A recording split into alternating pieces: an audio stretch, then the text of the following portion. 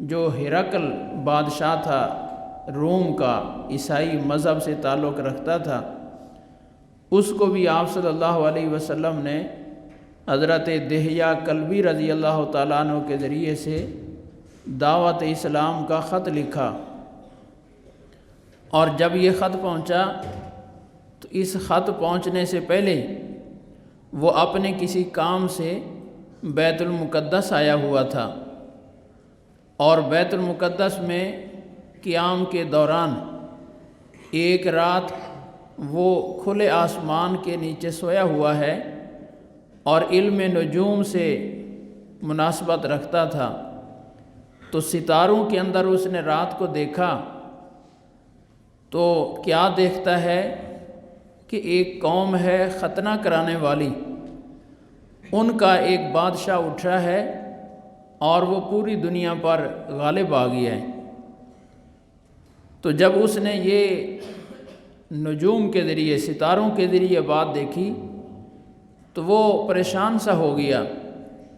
صبح کو اس نے اپنے درباریوں کو اکٹھا کیا اور بتایا کہ میں نے رات ستاروں میں یہ معاملہ دیکھا ہے۔ تو اس کے درباری کہنے لگے کہ ہماری معلومات تک اس وقت روئے زمین پر جتنے مذاہب آباد ہیں، ختنے کا رواج صرف یہودیوں میں ہے، اور یہودی پوری دنیا میں اس وقت سب سے زیادہ آپ کی رعایا ہیں، آپ کے ملک میں بستے ہیں، اور چند گنے چنے گھر ہیں۔ تو اگر آپ ان سے خطرہ محسوس کرتے ہیں تو پورے ملک میں حکم جاری کر دیں کہ جہاں بھی کوئی یہودی ہے اس کو قتل کر دیا جائے، تاکہ آپ کی یہ پریشانی دور ہو جائے۔ لیکن اس نے کہا کہ یہ کوئی حل نہیں ہے مسئلے کا۔ تو خیر ابھی اس پریشانی میں ہی وہ چل رہا تھا کہ اتنی دیر میں اس کے پاس جناب نبی پاک صلی اللہ علیہ وسلم کا خط پہنچ گیا حضرت دحیہ کلبی کے ذریعے سے، اور اس نے جب وہ خط سنا اور پڑھا تو سب سے پہلے اس نے یہ تحقیق کروائی کہ یہ خط لے آنے والا قاصد، یہ دیکھو کہ اس کا ختنہ ہے یا نہیں ہے۔ تو معلوم ہوا کہ ان کا ختنہ ہے۔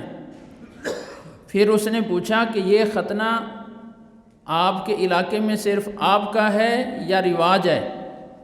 وہ کہنے لگے عرب کے اندر اس کا رواج ہے، یہ دین ابراہیم کی کچھ بقایا جات تھیں۔ ابراہیم علیہ السلام کا دین جو نسلاً در نسلاً مکے والوں میں چلتا رہا تھا، اس کی کچھ اصلی چیزیں ابھی تک باقی تھیں، جن میں سے یہ ختنہ بھی باقی تھا۔ یہ حضرت ابراہیم علیہ السلام کی سنت ہے اور ان کے دین کا حصہ تھی۔ تو کہنے لگا کہ جو میں نے دیکھا ہے وہ یہ دیکھا ہے۔ پھر اس نے جب خط پڑھا تو چونکہ نجومی بھی تھا، عالم بھی تھا تورات اور انجیل کا، تو سمجھ گیا کہ یہ خط لکھنے والا شخص کوئی معمولی نہیں ہے۔ زغاتر اس کے ملک کا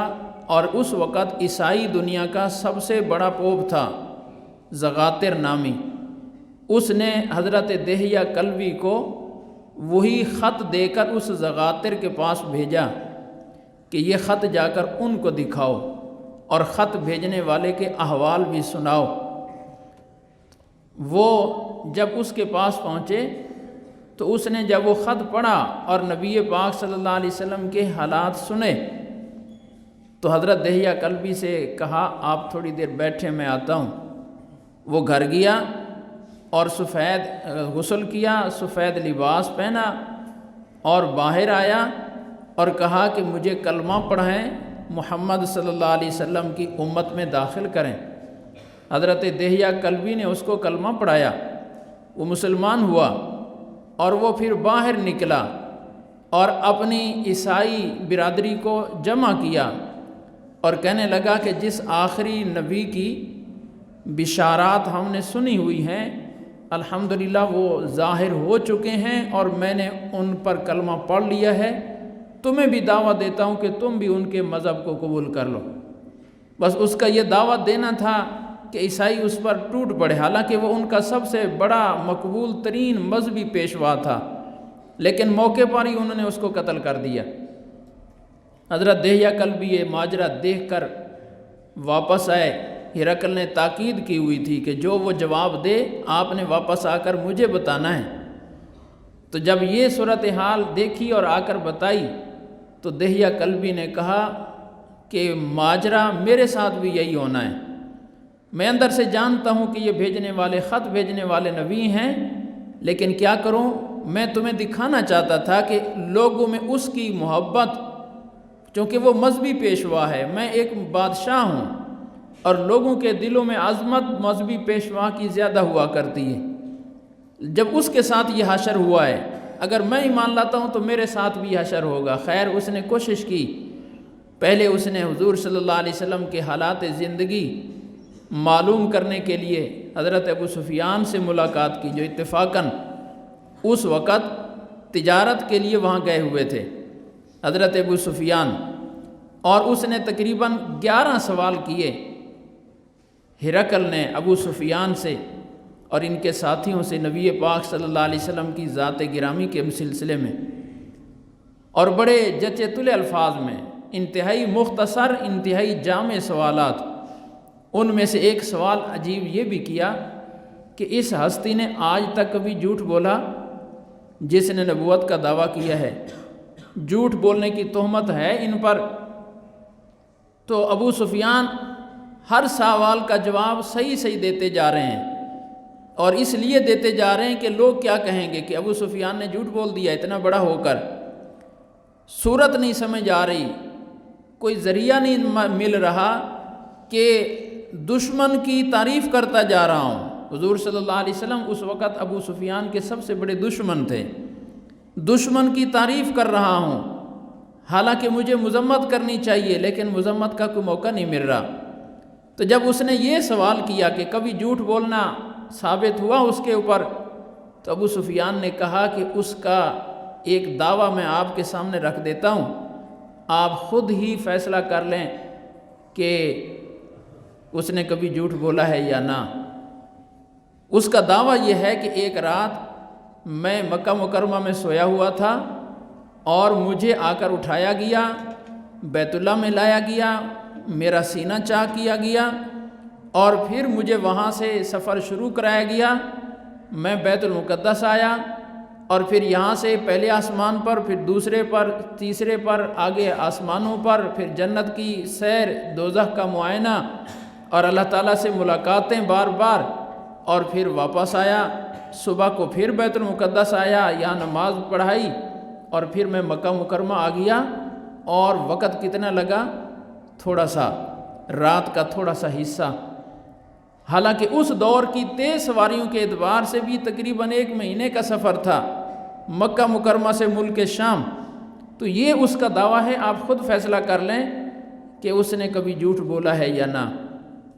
جب کہتے ہیں میں نے یہ واقعہ معراج اس کے سامنے ذکر کیا، اور صرف اس لیے ذکر کیا کہ میں اس کو کسی طرح سے جھوٹا ثابت کر سکوں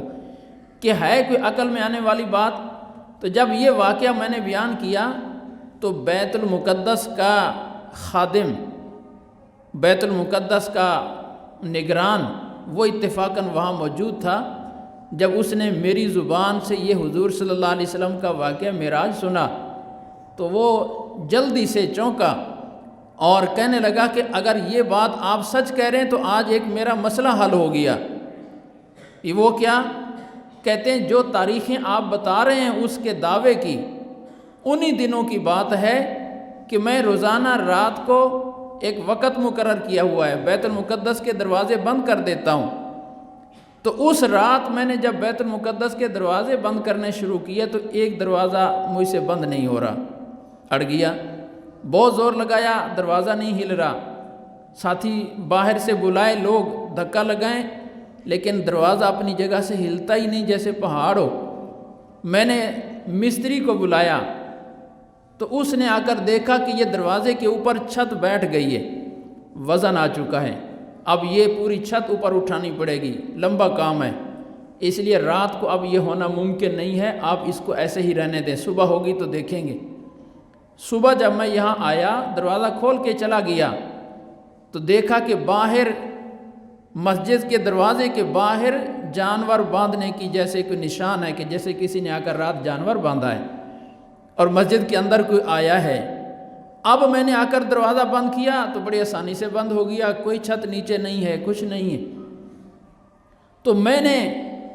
جب یہ معاجرہ دیکھا تو میں سمجھ گیا کہ آج اللہ نے اپنی کسی خاص بندے کے لیے بیت المقدس کھلا رکھوایا ہے،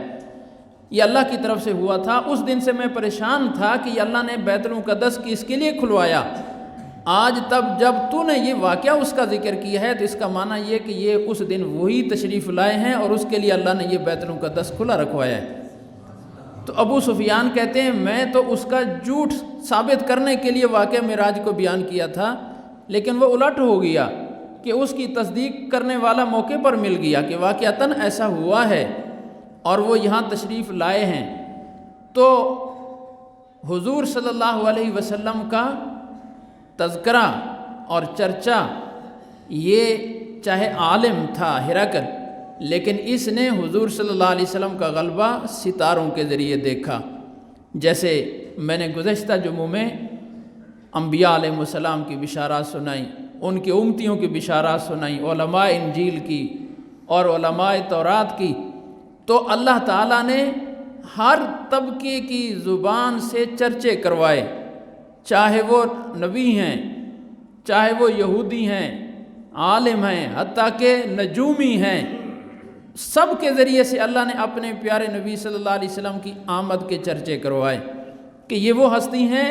کہ جن کے آنے کی اطلاع اور آنے کی شہرت کوئی ایک طبقہ نہیں کر رہا،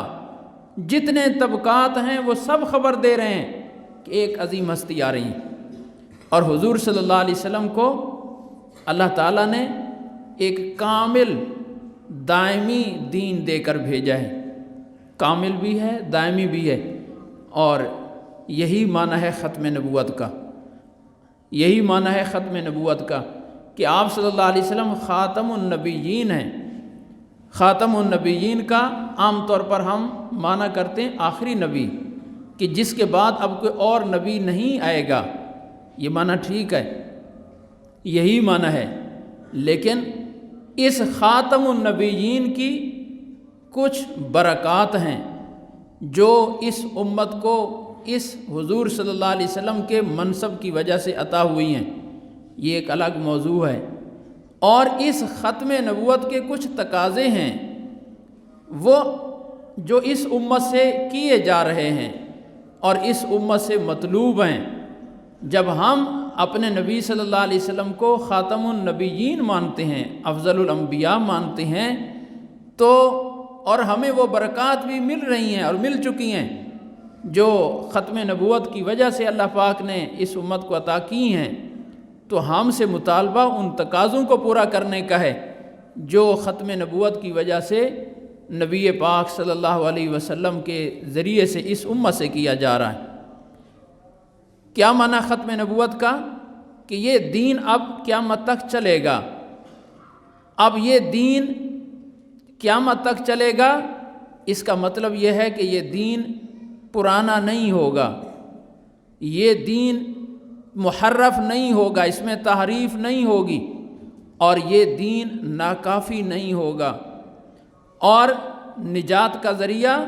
اللہ کی رضا کے حصول کا ذریعہ اب یہ قیامت تک یہی دین چلے گا۔ پچھلے انبیاء علیہم السلام تشریف لاتے تھے، کبھی تو وہ بالکل ہی مکمل طور پر نیا دین لے کر آتے تھے، اور کبھی کوئی نبی آتا تو پچھلے دین کو جو مٹ چکا ہوتا تھا اسی کو دوبارہ آ کر قوم کے سامنے پیش کرتے، کوئی نیا دین نہیں لے کر آتے۔ لیکن یہ دین اب مٹے گا نہیں کہ اس کو لوگوں کے سامنے لانے کے لیے نئے نبی کی ضرورت پیش آئے، یہ چلتا رہے گا، باقی رہے گا۔ اور یہ دین کبھی ایسا ہوتا کہ دین باقی ہوتا لیکن اس کے اندر طرح طرح کی تبدیلیاں ہو چکی ہوتی، تحریفیں ہو چکی ہوتی، ان تحریفوں کو ختم کرانے کے لیے اللہ نیا نبی بھیجتے تھے تاکہ دین اصلی حالت میں دوبارہ قوم کے سامنے آئے۔ لیکن ختم نبوت کا معنی یہ ہے کہ یہ دین محرف نہیں ہوگا، جس کے لیے اس کی تجدید کے لیے اور اس کی اصلاح کے لیے نیا نبی بھیجنا پڑے، بلکہ یہ اسی اصلی حالت میں قائم رہے گا۔ اور کبھی یہ ہوتا کہ دین باقی ہے، اصلی حالت میں ہے، موجود ہے، لیکن زمانہ ترقی کر گیا اور دین پچھلے صدی کا ہے، اور ہر آنے والی صدی انسانیت کی ترقی کی صدی ہوتی ہے۔ تو پچھلی صدی کے تقاضے اور تھے، اس صدی کے تقاضے اور ہیں، اس لیے پچھلی صدی میں آنے والا دین اس نئی صدی کے تقاضوں کو پورا نہیں کر رہا، اس لیے نئے نبی کے ذریعے سے نئی صدی والوں کو نیا دین دے دیا جاتا تھا۔ لیکن ختم نبوت کا معنی یہ ہے کہ اب یہی دین قیامت تک کے لیے تقاضے پورے کرے گا، اور اس کے اندر یہ نہیں ہوگا کہ انسانیت ترقی کر گئی ہے اور یہ اونٹ اور گھوڑے کے دور کا دین ہے، یہ پتھر کے دور کا دین ہے، یہ تیر اور تلوار کے دور کا دین ہے۔ آج تو دنیا بہت آگے چلی گئی ہے اور یہ دین اس کے لیے ناکافی ہو گیا، تو اس لیے نئی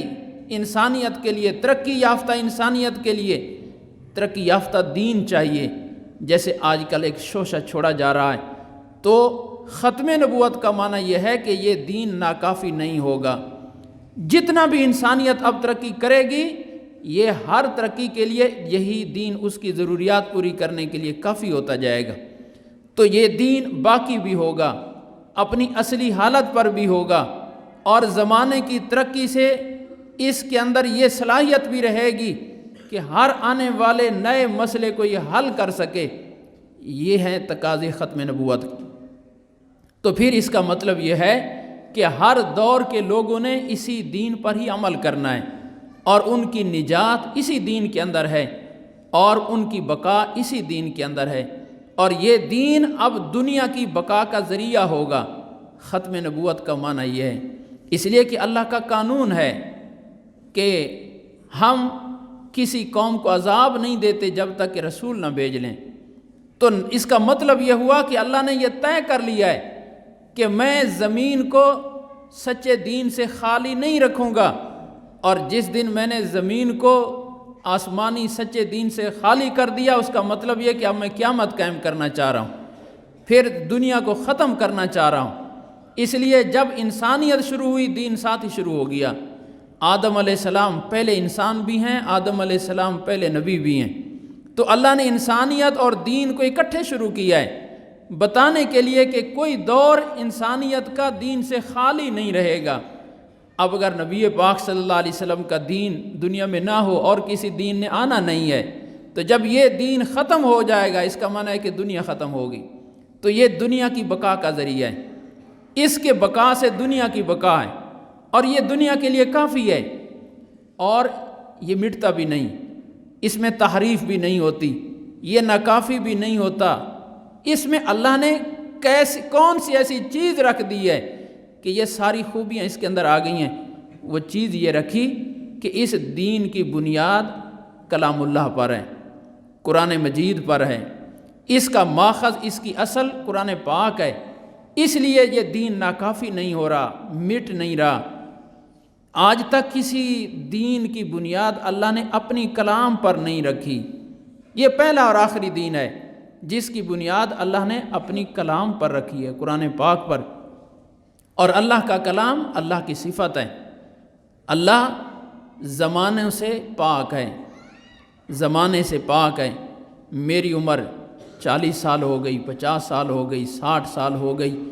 اور میں دن میں گزر رہا ہوں، میں رات میں گزر رہا ہوں، میں مشرق میں گیا ہوا ہوں، میں مغرب میں گیا ہوا ہوں۔ انسان ایک زمانے کے ساتھ چل رہا ہے، لیکن اللہ کی ذات زمانوں سے پاک ہے، اللہ کی ذات مکان سے پاک ہے کہ اللہ فلاں زمانے میں ہے، فلاں زمانے مکان میں ہے۔ وہ زمان اور مکان سے پاک ذات ہے۔ جو اللہ کی ذات کی خوبی ہے، صفات ہیں، وہی اس کی اللہ کی صفات کی بھی وہی چیز ہے۔ تو کلام اللہ یہ اللہ کی صفات، اس کے اندر بھی زمانہ نہیں ہے، یہ زمان اور مکان کی قید سے آزاد ہے۔ لہذا اب اللہ کی کلام جب زمان اور مکان کے قیود سے آزاد ہے، تو ہم یہ نہیں کہہ سکتے کہ یہ دین 1400 سال پہلے کا ہے، آج کا نہیں ہے۔ اس لیے کہ پہلے اور بعد والی بات اللہ کی ذات کے لیے نہیں ہے، اللہ کی صفات کے لیے نہیں ہے۔ اللہ کی ذات جیسے تھی ویسے ہے ویسے رہے گی، اللہ کا کلام اور اللہ کی ساری صفات بھی جیسے تھیں ویسے ہیں ویسے رہے گی۔ اس کے اوپر بڑھاپا نہیں ہے، اس کے اوپر پرانا ہونا نہیں ہے کہ یہ پرانا ہو گیا، یہ بوڑھا ہو گیا۔ یہ اللہ کی ذات کے لیے نہیں ہے، اللہ کی صفات کے لیے نہیں۔ اس لیے قرآن پاک وہ تر و تازہ اترا، اور جس تر و تازگی کے ساتھ اترا اسی تر و تازگی کے ساتھ محفوظ ہے اور اسی تر و تازگی کے ساتھ محفوظ رہے گا۔ ہم قرآن کو پرانا نہیں کہہ سکتے، قرآن کے لیے پرانا ہونے کا لفظ نہیں استعمال ہو سکتا کہ یہ کتاب پرانی کتاب ہے، پرانے دور کی کتاب ہے۔ قرآن پرانے دور کی کتاب ہے، قرآن آج کے دور کی کتاب ہے، قرآن اگلی نسلوں کی کتاب ہے، اور سب کے لیے نئی کتاب، سب کے لیے تازہ کلام ہے، تازہ کتاب ہے۔ تو چونکہ قرآن پاک اللہ کی کلام ہے، اس لیے اس دین کے اندر وہ چیز نہیں ہے جو پہلے دینوں میں تھی کہ وہ پرانے ہو جاتے تھے، محرف ہو جاتے تھے۔ یہ اللہ کی کلام کی وجہ سے تحریف سے بھی پاک ہے، پرانا ہونے سے بھی پاک ہے، یہ ہمیشہ تر و تازہ رہے گا۔ تو جب ختم نبوت کا یہ تقاضا ہے تو اس کا مطلب پھر یہ ہوا کہ ہماری نجات کے لیے اب عمل اسی پر ضروری ہے۔ اور حضور صلی اللہ علیہ وسلم نے حضرت عمر رضی اللہ تعالیٰ عنہ کو جب وہ تورات لے کر حضور صلی اللہ علیہ وسلم کو سنانے لگے تو آپ صلی اللہ علیہ وسلم کے چہرہ مبارک پر ناگواری کے اثرات آئے اور جملہ فرمایا، لو کان موسیٰ حیا ما وسعہ الا اتباعی۔ عمر تم مجھے تورات سناتا ہے اور اس میں بھی کئی تبدیلیاں ہو چکی ہیں، آج اگر صاحب تورات خود موسیٰ علیہ السلام زندہ ہو کر دنیا میں آ جائیں اور اللہ سے جنت کا تقاضا کریں کہ یا اللہ مجھ سے راضی ہو جا، یا اللہ مجھے جنت دے دے، تو اللہ پاک ان کے لیے یہ شرط رکھیں گے، اگر میری رضا چاہیے تو محمد صلی اللہ علیہ وسلم کی اتباع کرو، اگر جنت چاہیے تو محمد صلی اللہ علیہ وسلم کے دین پر چلو۔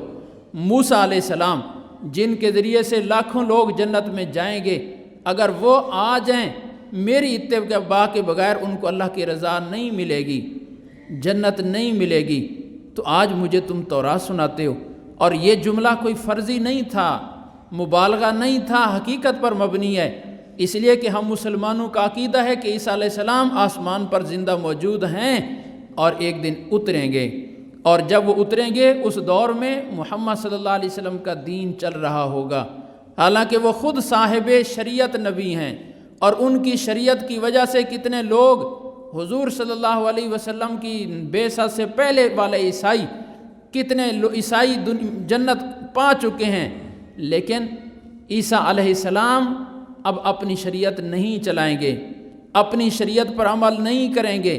بلکہ اتحاد بین المذاہب بھی نہیں کریں گے کہ چلو کچھ شریعت کی قرآن کی باتیں مان لیں، کچھ انجیل کی باتیں مان لیں، دونوں کو جمع کر لیں، نہیں، خالص شریعت محمدیہ کو چلائیں گے، 100% شریعت محمدیہ کو چلائیں گے،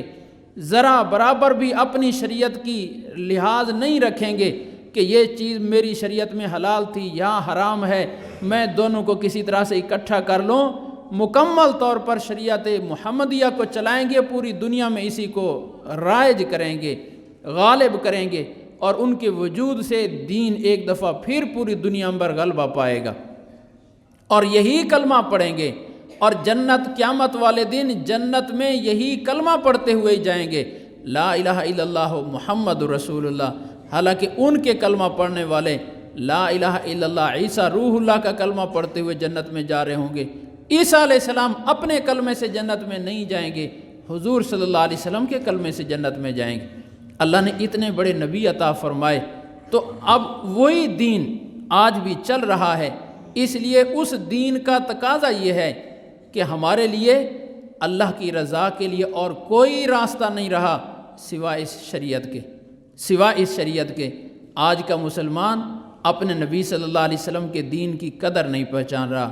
میرے حضرت نے ایک دن ایک بیان میں ارشاد فرمایا، لوگوں کو داڑھی رکھنے کی ترغیب دیتے ہوئے فرمایا، میں تمہیں داڑھی رکھنے کا نہیں کہتا، میں تمہیں سنت کا کہتا ہوں کہ سنت پر عمل کرو۔ عجیب لگا مجھے یہ جملہ کہ کہ داڑھی رکھنا اور سنت میں کیا فرق ہوا۔ پھر میں نے غور کیا، نائیوں کی دکانوں کے باہر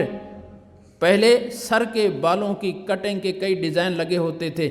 تصویر میں، کہ سر کے بال آپ نے اس کٹنگ کے بنوانے ہیں، اس کے بنوانے ہیں، اس کے بنوانے ہیں۔ لیکن اب اگر نائیوں کی دکان کے باہر جائیں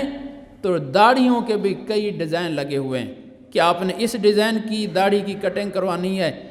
اس کٹنگ والی داڑھی بنوانی ہے، اس کٹنگ والی بنوانی ہے۔ اور یہ ساری وہ کٹنگ ہیں داڑھیوں والی جو انگریز کی طرف سے آ رہی ہیں، یورپ کی طرف سے آ رہی ہیں، اور ایک ہمارا مسلمان طبقہ نوجوانوں کا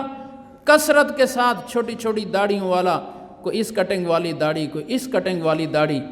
نظر آ رہا ہے کہ انہوں نے چھوٹی چھوٹی داڑھیاں رکھی ہوئی ہیں، لیکن کسی نے بھی داڑھی یہ سمجھ کر نہیں رکھی ہوئی کہ میرے نبی صلی اللہ علیہ وسلم نے رکھی ہے اس لیے میں رکھ رہا ہوں۔ یہ یورپ والے رکھتے ہیں، یہ سعودیہ والے رکھتے ہیں، یہ فلاں والے رکھتے ہیں، یہ فلاں والے رکھتے ہیں۔ تو کتنی یہ مسلمان کی کمزوری ہے، اپنے نبی صلی اللہ علیہ وسلم سے دوری ہے کہ اگر کسی غیر نے کہا اس کے کہنے پر تو وہ داڑھی رکھنے کے لیے تیار ہو گیا، اگر اس کے نبی صلی اللہ علیہ وسلم نے اس کو کہا تو اس کے لیے تیار نہ ہوا۔ عجیب یہ اور اس کا دوری ہے اپنے نبی صلی اللہ علیہ وسلم سے۔ اور میرے حضرت ارشاد فرمایا کرتے ہیں کہ دیکھو ہم نے نماز پڑھی ہے لیکن سلام پھرا نماز ختم ہو گئی، ثواب اس کا ہمارے کھاتے میں پکا ہو گیا، نماز ختم ہو گئی۔ روزہ رکھا، شام کو روزہ کھل گیا، روزہ ختم ہو گیا، روزے کا ثواب مل گیا۔ قیامت والے دن جب مریں گے روزے کی حالت میں نہیں مریں گے، نماز کی حالت میں نہیں مریں گے۔ ہاں اللہ کسی کو توفیق دے دے نماز کی حالت میں چلا جائے، ورنہ عام طور پر نماز کا ثواب ساتھ جائے گا، روزے کا ثواب ساتھ جائے گا، کوئی بھی نیکی ہے اس کا ثواب تو ساتھ جائے گا، نیکی نہیں جائے گی۔ لیکن داڑھی ایسی نیکی ہے جو خود یہ نیکی بھی ساتھ جاتی ہے کہ جب آدمی قبر میں جاتا ہے تو صرف داڑھی کا ثواب ساتھ نہیں لے کے جاتا، داڑھی والی نیکی بھی ساتھ لے کے جاتا ہے۔ یہ گویا کہ اپنا ایک لے کے جاتا ہے ایک نشانی کہ میں الحمدللہ مسلمان ہوں اور محمد صلی اللہ علیہ وسلم کا غلام ہوں۔ یہ غلامی کا طوق پہن کے وہ قبر میں اترتا ہے اور نبی پاک صلی اللہ علیہ وسلم کی شفقتوں سے نوازا جاتا ہے۔ اس لیے ختم نبوت کا تقاضا یہ ہے کہ مسلمان اپنی زندگی گزارنے کا طریقہ ایک ہی طریقہ سمجھے کہ میرے لیے راہ نجات، میرے لیے اللہ کی عنصر خروئی، میرے لیے قبر اور حشر کی نجات صرف اور صرف نبی پاک صلی اللہ علیہ وسلم کی غلامی میں ہے۔ اللہ پاک عمل سمجھ کی توفیق عطا فرمائے۔